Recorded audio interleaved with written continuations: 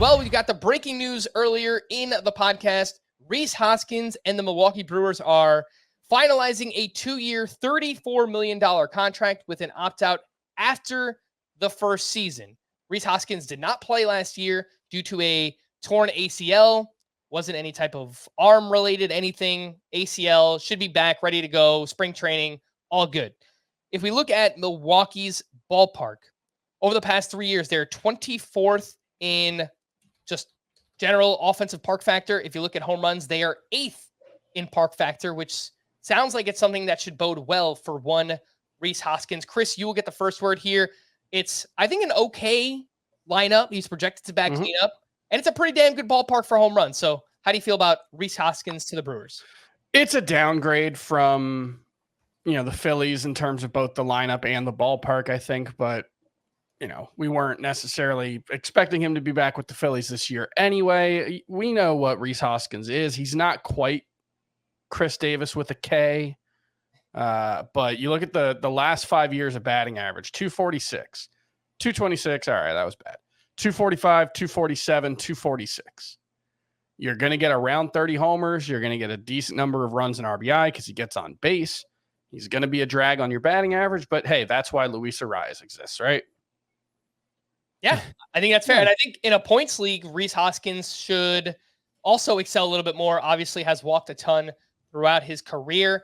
Scott, any initial takeaways here? Rhys Hoskins joining the Brewers. Sorry to those who were in on Jake Bauers. Yeah, I mean, American Family Field, that's what it's called now, right? Has been a bad boon name compared to Miller Park. Come on. It's like, does Bernie slide into like a pile of insurance papers now or something? It's a great place to hit, but its lighting is like, it can create shadows with that retractable roof that sometimes players have a difficult time with, and so I think that's sometimes why players go there and don't see the boon that we expect them to have. Based on a 9-game sample of Rhys Hoskins at American Family Field, 5 home runs in 9 games. I think he's going to be fine there. Okay, fair enough. All right, let's move on to the other moves here. The Big Maple goes Hollywood. James Paxton and the Dodgers are in agreement on a 1-year, $11 million deal. Paxton has not been able to stay healthy. 96 innings pitched last year. Those were his most since 2019, but he was pretty damn good with the Red Sox. His first 16 starts, a 3.34 ERA, 114 whip, over a strikeout per inning. He averaged 95.4 miles per hour on the fastball, then imploded over his final 3 starts, a 14.9 ERA, 290 whip, more walks than strikeouts, and the fastball velocity was down 1 mile per hour to 94.4 miles per hour. Scott, any interest here in James Paxton to the Dodgers? And does it throw some cold water on Emmett Sheehan? There's more competition now. We have heard already that the Dodgers plan to go 6-man this year. And understandably, given that, okay, they've got Yoshinobu Yamamoto, that's fine, we think. Although he's never pitched every 5th day. Yeah. Okay. Rotations work differently in Japan. Generally. Fair. And if the Dodgers follow through on this plan of a 6-man rotation, he won't have to now either. So in theory, he's fine in terms of durability, but you got Tyler Glass now, definitely not. Walker Buehler coming back from his 2nd Tommy John surgery. Bobby Miller, who himself is a young pitcher and hasn't taken on a true major league starter's workload yet. So there are going to be openings throughout the season in this rotation, one would think, even if they are going 6-man. And if they are going 6-man from the get-go, there's still an opening for Emmett Sheehan. So I do like him as a sleeper this year. I know you have him as a breakout, Frank. Yeah. You could define him either way, I guess. And that doesn't really change for me, even though obviously there's more competition now. As for Paxton himself, I mean, you could make the case he's a sleeper too for the first, through the All-Star break last year? Yeah, through the end of June. Were phenomenal. He got the velocity back on his fastball and was getting tons of strike. What, do somebody have the actual numbers here? I went for 16 starts, but there are all Okay. different kinds of start and end points with Paxton, however you want to break it up. So what happened? Okay, so I'll pull up the game log here, and okay, so through July 8th, his first 10 starts, he had a 2.73 ERA, 64 strikeouts of 56 innings, a 14% swinging strike rate, which is elite, and was basically a must-start pitcher in fantasy.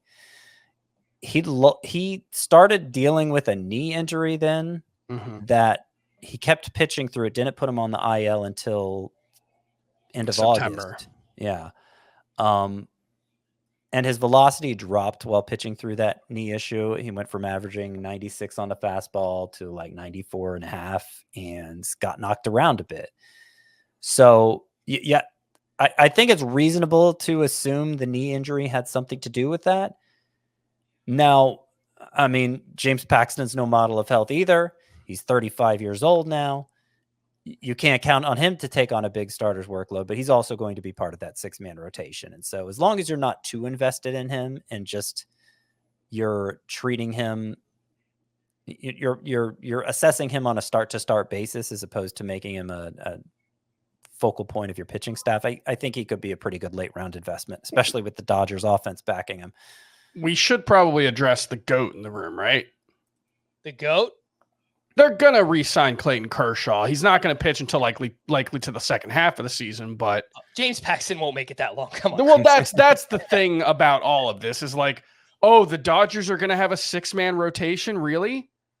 With James Paxton and Tyler Glasnow and Walker? Like, they're not. Or they're going to have different 6 people in the rotation by May or June. Like that. Gavin Stone's going to work his way in. Kyle Hurt's going to work his way in. There are going to be plenty of opportunities for Emmett Sheehan and everyone else, because the Dodgers plan, I think it's pretty clear at this point, is just hope that Yamamoto, Glasnow, and Buehler are healthy by October, and they're probably going to. Oh, I'm sorry.